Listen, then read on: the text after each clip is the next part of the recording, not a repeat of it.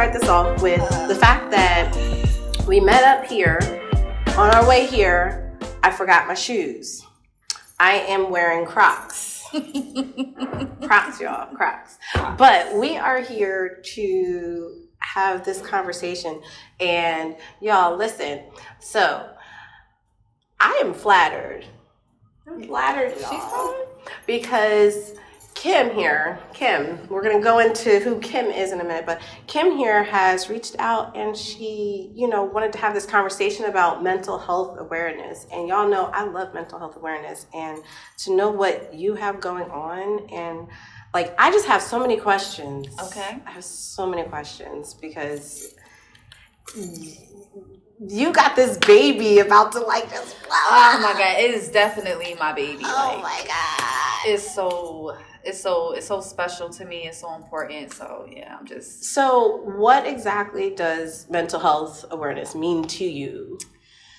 Well, I'm somebody who implicitly suffered from both anxiety and depression for close to 30 years without receiving adequate help. I never really acknowledged it, and I kind of just went through life in that dysfunction. Mm-hmm. And ironically, after so much time in December of 2017, I became suicidal. I was suicidal, and not adequately dealing with the mental health issues almost cost me my life.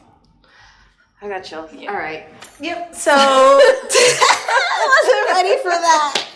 I wasn't ready for this. Oh, yeah, man. It was deep. It was deep, but it became increasingly important to me to amplify this crisis, because there's so many people who deal with this that don't talk about it. Silence. Exactly. Mm-hmm. And I was one of them, because I'm always so strong. You know what I mean? And in strength, I understand vulnerability is strength.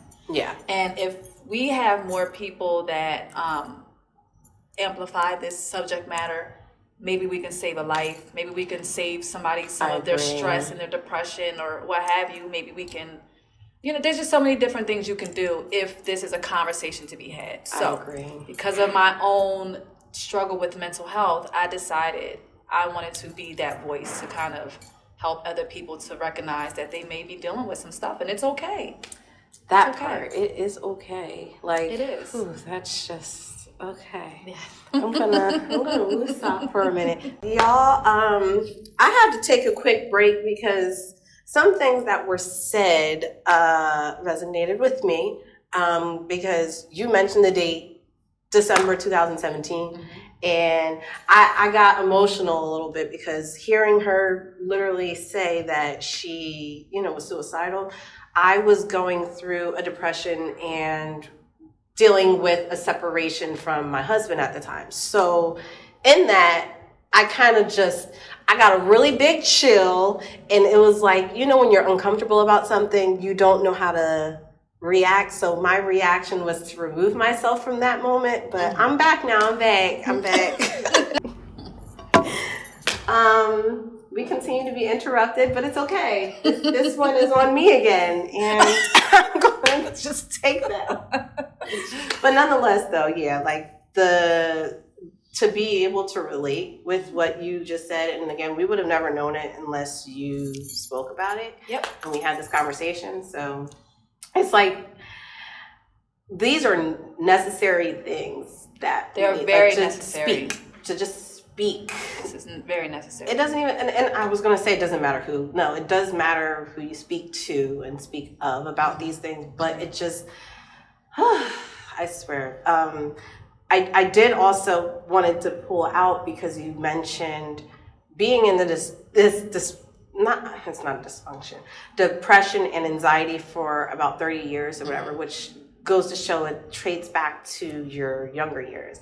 And I realized that even in my younger years, that's where a lot of the depression kind of started for me too, because you couldn't tell a family member what you felt or were going through. Like if you were sad about something, they'll be like, okay, and suck it up, stop crying. What you crying for? Like I'll give you something to cry about. Like yes, that kind instead of thing. of trying to figure out what what's the issue wrong. is. Exactly. Well, you know, mental health wasn't a thing within the Black community. It was white people stuff, and I hate to hear that because mental health doesn't care if you Black, white, Asian, Hispanic. It doesn't matter. You're not, you know, anybody with a human brain is susceptible to mental health issues. And I feel as if, you know, a lot of people, but more specifically the Black community is really behind because white people have been going to therapy and counseling. And this is not to try to, you know, make it about race because it's not. I completely can care less.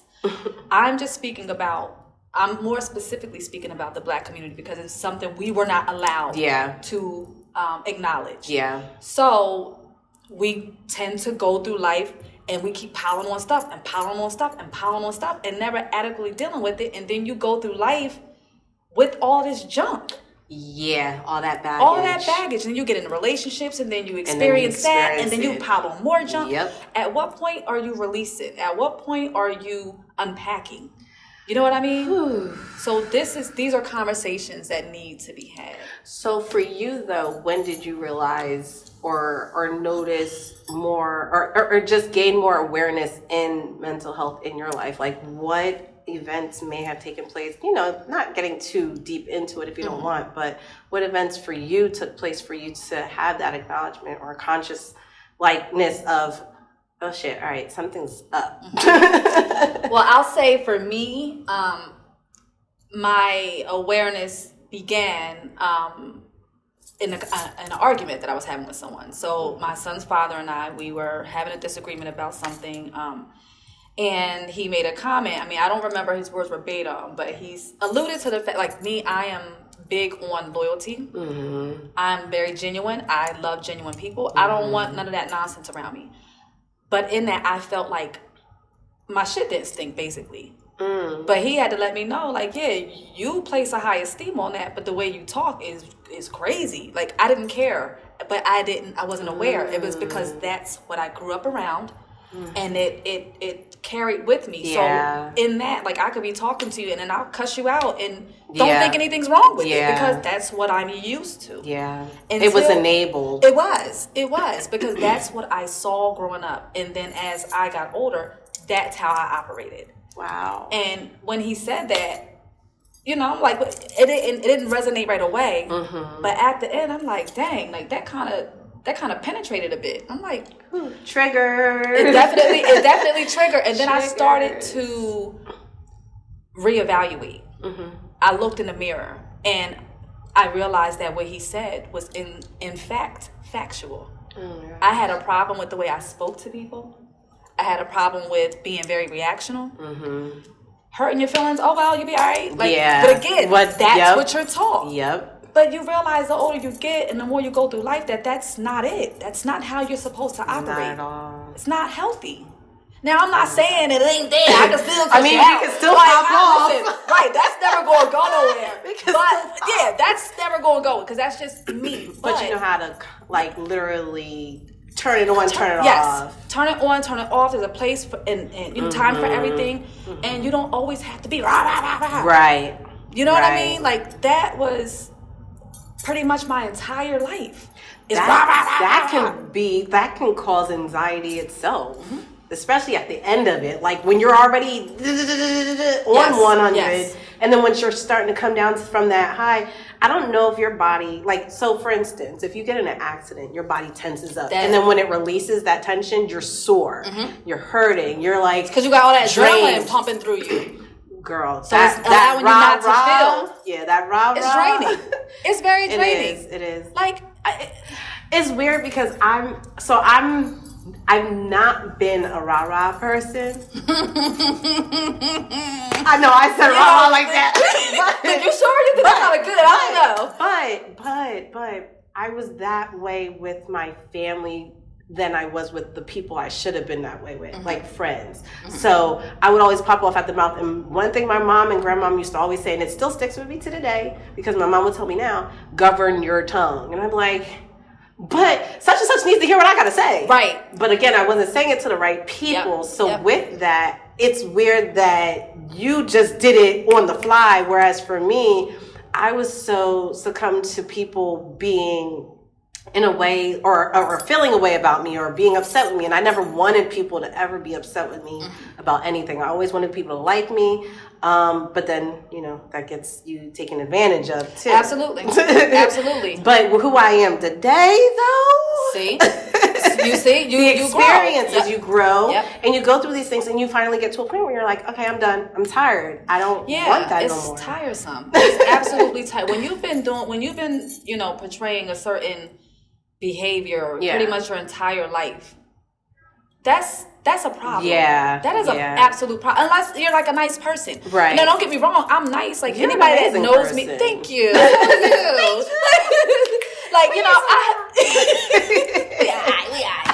I have a really big heart. And once I invite you into my space, I got your back. Yeah. I'm not fake. I don't talk about you.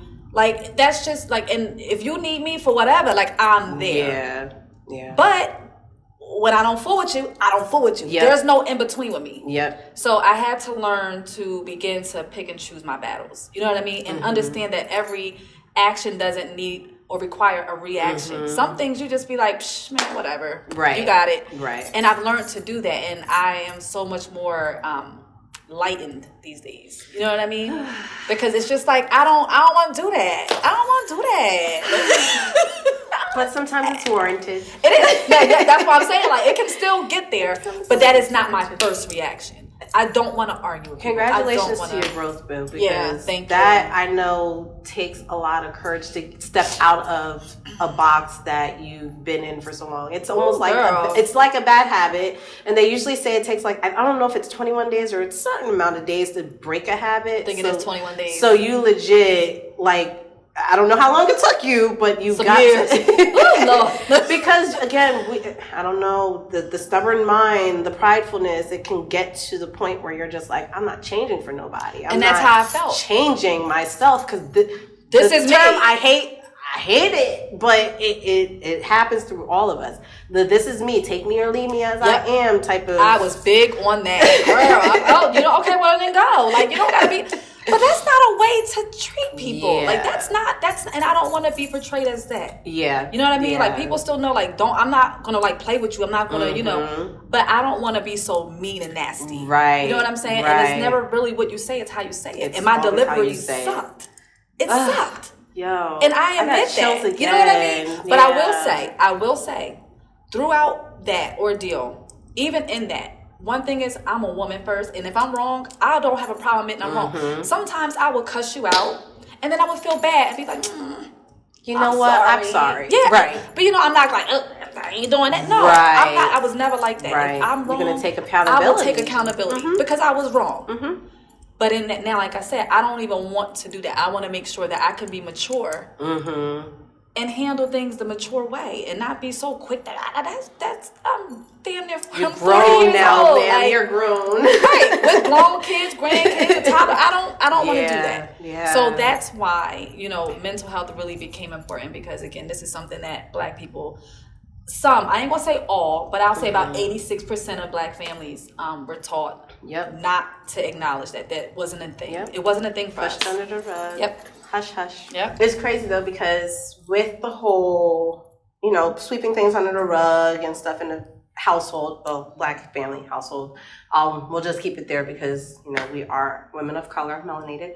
And the funny thing about that though is, so I grew up in a household with two evangelists, my grandfather and my grandmother. They were my grandmother was Pentecostal, my grandfather was Baptist, which is so weird because it's like, how? But I mean, they're kind of like, they coexist somewhat, but girl, I don't know about religion as much as I did. Like, I know religion enough to where I'm not a religious person, but I trust and believe in God. So, like, that's just something that, I am. But it was just weird that we couldn't speak on things, but they were just so like big on, pray about it, take it up with God, do this, do that. And it's like, that was what was instilled in me. And as I got older, I stopped going to church. I stopped, doing certain things that I was always taught to wake up on a Sunday, go do this, go do that. Yep. And if I'm real, like, I never not trusted God. It's just, I always didn't trust myself with him. Like, the faith is just always wonky for me. So I don't know. Like, do you by chance have a relationship with God too? Ooh, girl. I mean, let me tell you, do I have a relationship with him? Girl, I need him. I cannot exist without God. I'm telling you, I've always believed in God. I always knew there was a God. But when my journey began is when I really began to tap in, because I needed him, because there was nothing else this strong person could do. You understand what I'm saying? So like if I didn't have a relationship with God, I would undoubtedly have succumbed to the suicidal thoughts that I was having in December of 2017. I would not be here today. So absolutely have a relationship with God. Now, to your point, when you talk about religion, I too, like, I grew up, I didn't grow up around, I didn't have evangelists in my family. Well, I did. I had but I didn't grow up in that household. But, I was actually turned off of religion at an early age because it was just so much hypocrisy in the church. And while I understand that, churches, they function to be a hospital for the sick. That's where you go to get your healing and your, I get all that. Or fellowship. Right. That's 100%, I get that. But the things that they taught weren't the things they necessarily were doing. And in that, people get turned off. So like you, I'm not religious. I talk about God. Yes, I'm spiritual. I'm a very spiritual being. I know God is real. He has unveiled and showed out so many times on my behalf. So I could never deny his presence. Right. But am I religious? Am I like walking around being a Bible thumper? No, because that's just not me. And a lot of people are turned off of that because they feel like, how can you try to tell me what to do when you're not even living it? And we know this for a fact because we seen you with Sister Jenkins and you know what I mean? Like, and it's not up to us to judge, but if you are really seeking God and you really genuinely want to get a relationship with him, and then you see this type of nonsense, you're like, wait a second. That may not be is that the same God that... Right, because I don't know. Exactly. So a lot of people's turned off by that. You know what I mean? Yeah, absolutely. But I would never, ever leave God. Like, I pray he never leaves me. You know what I mean? Like, I won't say that. I can't exist without him. I am very for sure that he will never leave nor forsake us. He will not. And even in our moments of despair, and I'm not trying to like preach a word or nothing, but even in our moments of despair, because this is what I feel too to be true, is that in that key moment, it's weird. I'm a procrastinator. And sometimes I feel like God be playing with me because he be like, you procrastinating, but I'm going to just do this one solid for you again. Right. So at the very brink of when, you're about to like break down or, just be done or whatever like that, that's when he show out and be like, see, I told you I was going to be there. Yep. Right on time, right? Absolutely. But that whole, I'm happy to hear that you have that experience. Yes. And with the experience, I guess I want to ask you, like, from what year, I should say, or maybe ask you, what year was it that you really gained that experience with God to just want him in your life? What was it that channeled that pivot in your life to really be like, all right, I need you now? I'm going to say...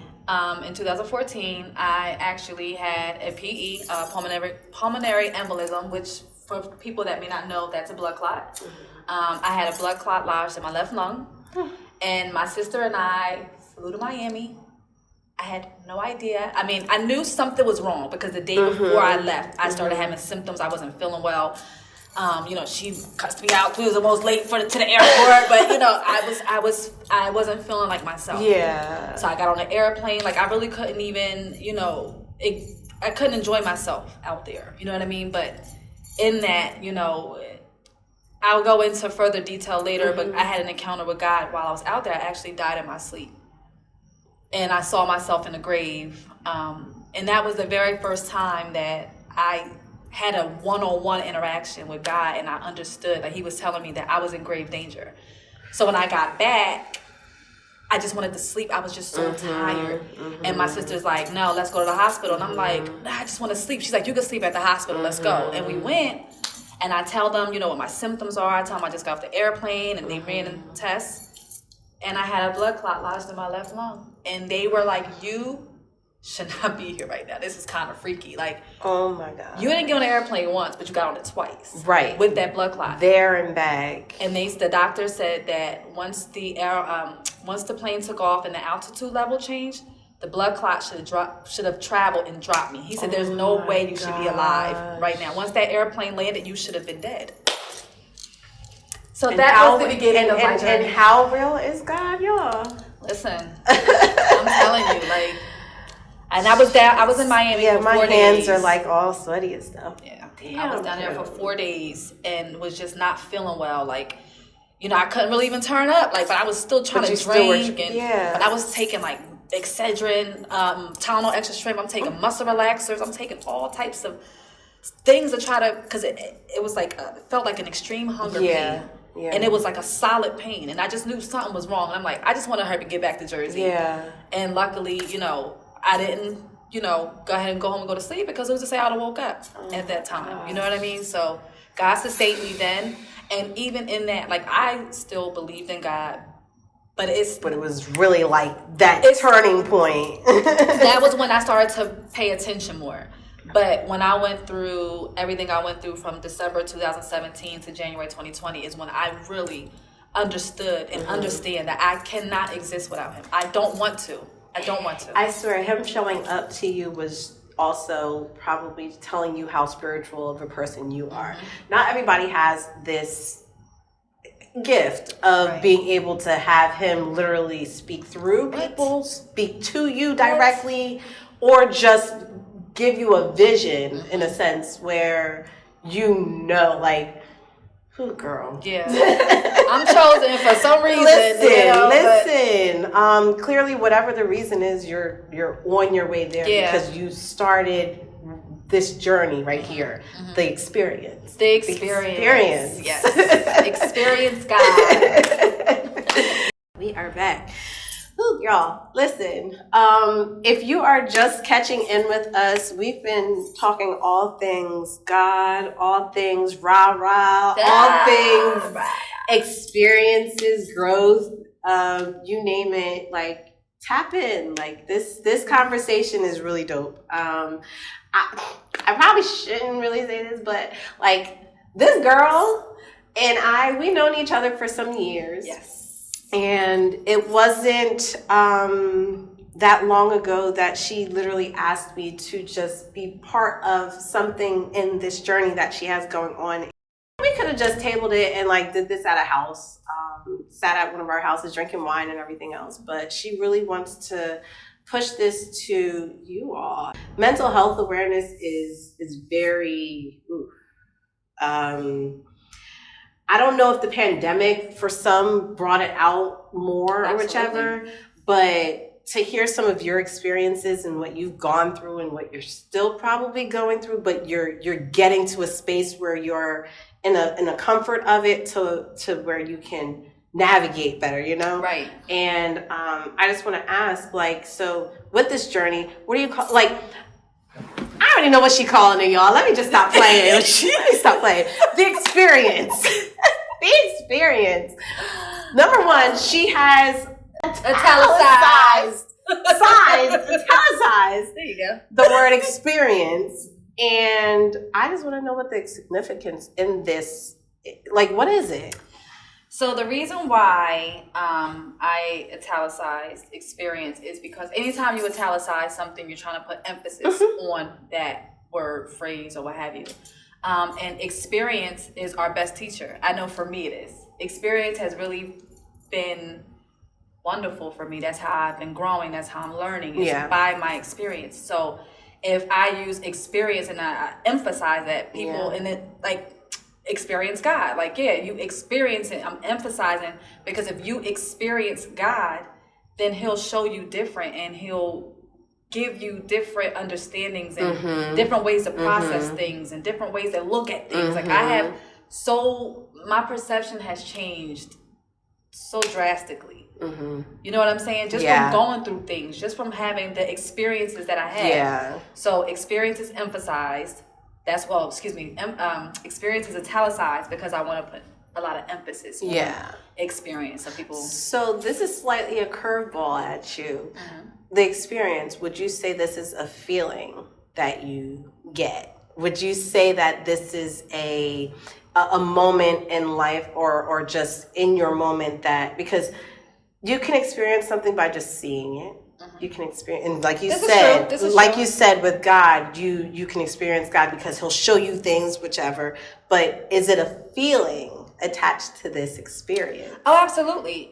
If you pay attention, you know what I mean? Because again, so often we go through life without really living in that moment and really, being in the moment. We just go through, like think about it. Like when you take a shower, right? You take a shower, in your mind, you already think about what you about to do. You washing, like, I got to do this at the office. Yes.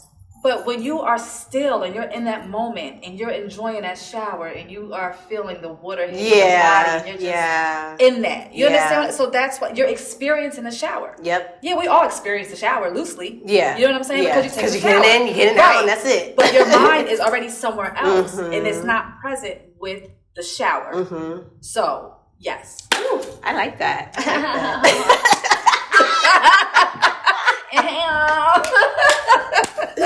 The fact that she just break it down for you. See, this is me experiencing Kim. This is what it should have been called, Experience Kim. She's allowed to call me Kim, but it's K. Oh, sorry, it's K, y'all. It's K. K-A-Y. Get it right. But, so with this whole experience that you're bringing on to people, who's your audience? So honestly, I don't have a set audience that I want. I want to reach any and everybody. Color, creed, sexuality, identity, male, female. If you have a working brain, I want to talk to you. This is for you because I want you to understand that it is okay not to be okay. And so many of us don't realize that. So often we're always at each other's throats and we have more in common than we don't have in common. We may not all have the same story, but we all have a story and we all are struggling with something. And to say that you are struggling with something is to suggest that you are equivalent to God. Exactly. And I ain't met nobody that's equivalent to that being. So, listen, we all have something, whether it be, child abuse, molestation, parents who were, substance abuse, whatever the case may be. You know what I mean? Like, I'm tailoring to whoever has a brain, whoever feels as if they need a change in their perception and, the way they process things and the way, and not even just outside of that, dealing with that baggage that is just there and you're going through life based on the things that's happened to you because you haven't resolved them. That is what this is about. That is what this is about. And be kind to yourself. Because we're so hard on ourselves. Yeah, we are. We are. Life is tough. Life is tough. Right. By itself. That's not adding all of the other things that occur to you and that it continues to occur.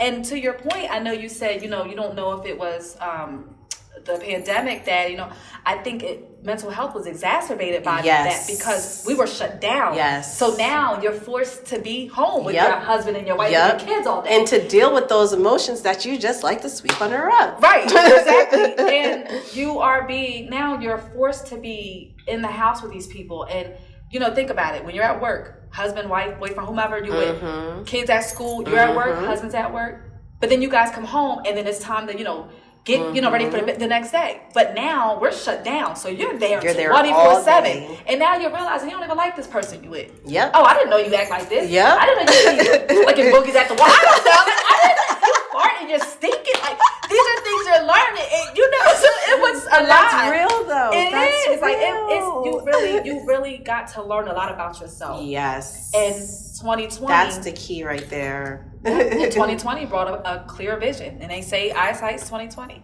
and it brought me a clear vision, and that's where the experience comes from. I like that. I like that a lot. Thank you. Oh God. I made that up myself. Yeah, I did that. No. We're gonna snap on that one. We're gonna snap on that one. So I have to ask this question because, you know, those that would like to join in on the journey, you know, you're welcome. Absolutely. Welcome. There's a seat at the table for you. Absolutely. I don't even care if I didn't like you back in the day. I welcome you. She loves you now. I love you now. I'm not the same person anymore. Listen, we are forgiving over here, okay? And I want you to forgive me. If I did I'm tangled. If I did anything wrong, you know, I was operating from a place of dysfunction. This is real. And I'm not the same person This anymore. is real. So yeah, we're laughing about it, we're playing, but no, I mean that. Like if I hated you, you hated me. Sometimes, listen, at the end of the day, we all have a lot more in common than we don't. Yep. So, water under the bridge. Nip it under the hood. Hold on.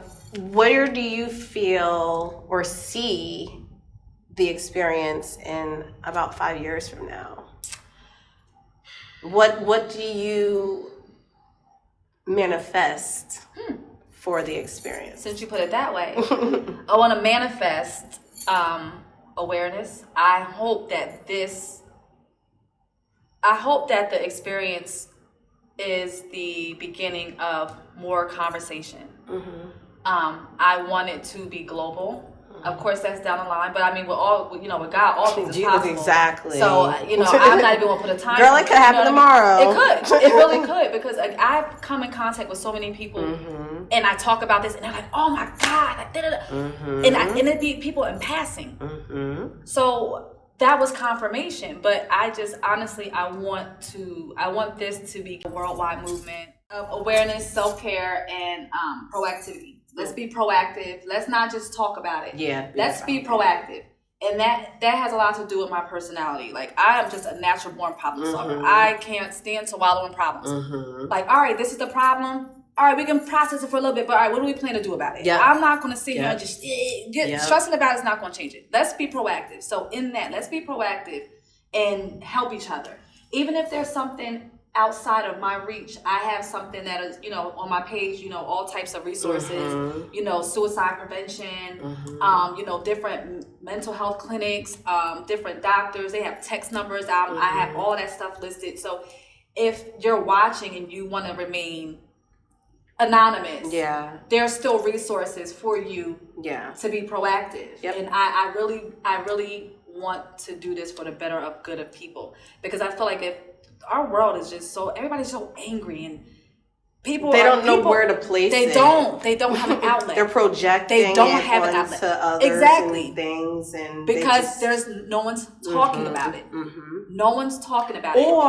And I didn't mean to cut you off. What I'm realizing too is, and I used to do this, and I kind of do it sometimes now. You don't want to feel like you're a burden to the person that you're talking to, because automatically it's weird, because it's like backtracking. It's like saying, or being passive about it, saying, no, it's okay, because, I don't want to put too much on your plate. How you going to speak for me? Right. Like, tell me. But then I think, too, that comes with knowing who your friends are. That's true. Because real friends is going to... and you can't tell her, and I'm not suggesting you tell everybody anything. No, I'm not saying that, because being vulnerable is already scary in itself. Yes. And if you're vulnerable with the wrong person, then that can just turn out bad. So yes, I want you to, talk about it. If you don't have anybody, talk to me. Talk to Ab. Like, listen, we'll listen to you. We're not judging, and I won't judge you. I won't tell your business. I hold a lot of people's stuff in me. People that I'm not even cool with anymore, but I wouldn't do that. That's not me. That part. So I understand how vital it is to have someone to kind of share these emotions and feed with. off of. And it's got to be, the energy has to be right. It has to be right. Absolutely. Yep. You got to go, make sure you go into things with a clear head, a clear mindset, all that good stuff. But I'm hopeful for everything that you've got going on. And I wanted to also tap in and say to you guys, when she mentioned about being proactive, Kay has been so proactive in starting this journey. Like, and again, like I said, when she reached out to me about it a year or so ago, like we started and things happen, life happens, right? And I'll be the first to tell you life happens because boy, the way it's set up, it's like, and you got it.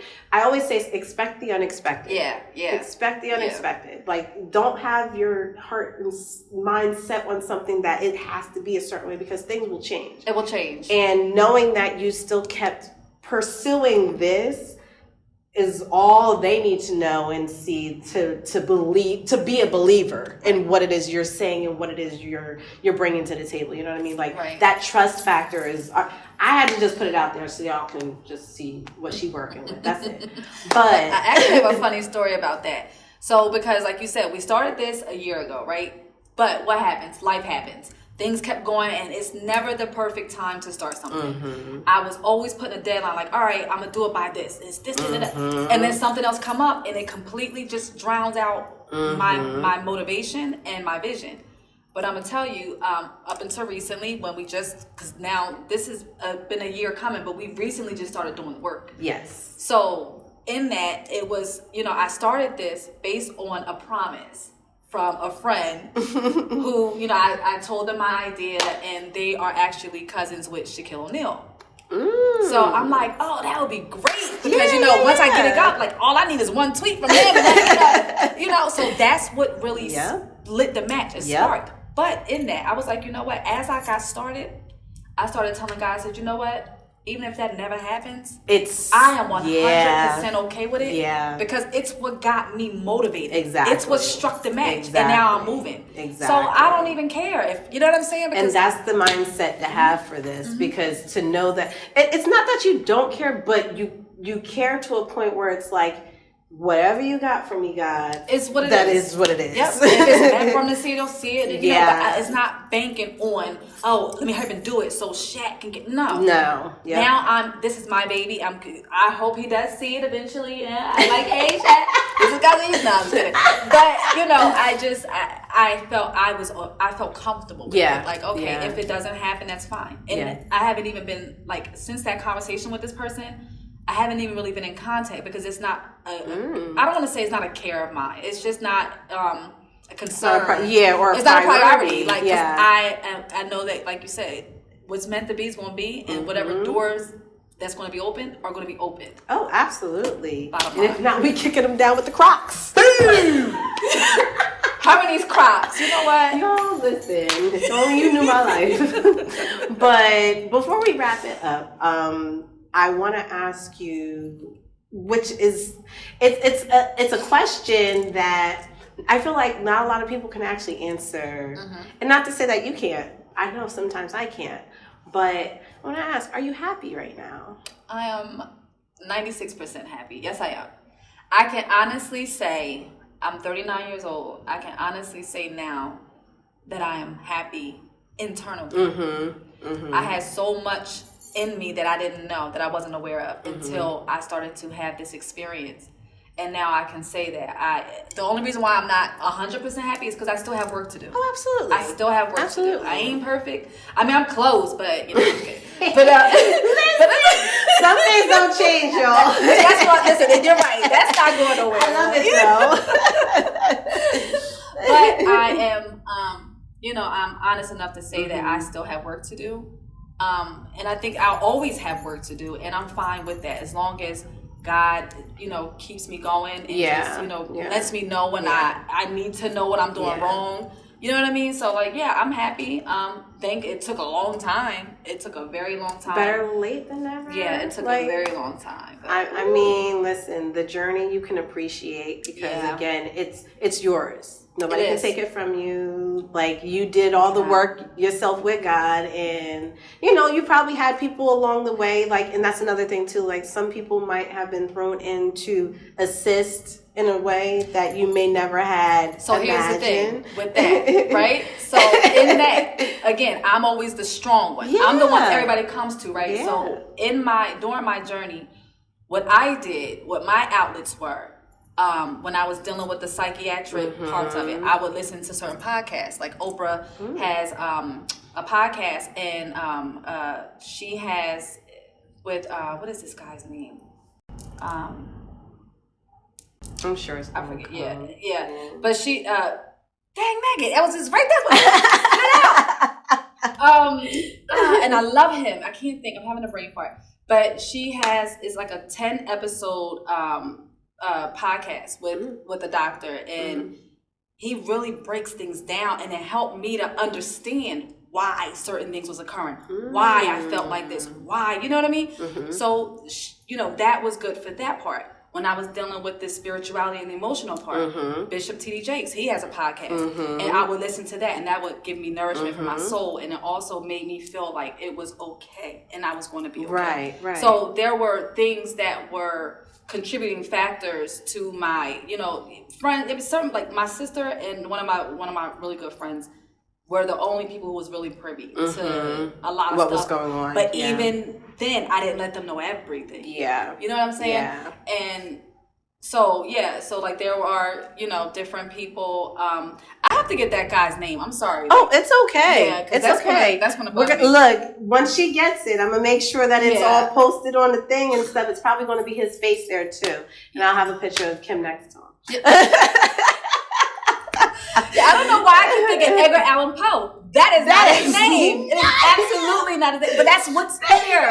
It's like permeating. Why That's not is it. Edgar Allan Poe? I don't know. Please look up if y'all have not learned about that person in school or someone has failed you. I'm telling you. But no, that's great to hear as far as your happiness. I'm a big person when it comes to self-love, peace, finding your own happiness within. I used to depend on people for happiness, and I'm glad I have removed myself. And, again, it took a lot of praying, and it took a lot of just removing the stubbornness from myself of being dependent. And it's weird because you can be dependent on happiness and nothing else, but that would be that key factor that could just tarnish everything about you. So once you got that going for you, and you can be happy for you because of you and because of what you do for you, and not what anyone else can do, and realize that, you'll be good. And I'm happy you're good. Like, I'm very happy you're good. Thank God. This is a long road. Oh, Eckhart Tolle. Oh, there we go. Tolle. I knew it. Eckhart Tolle. There you go.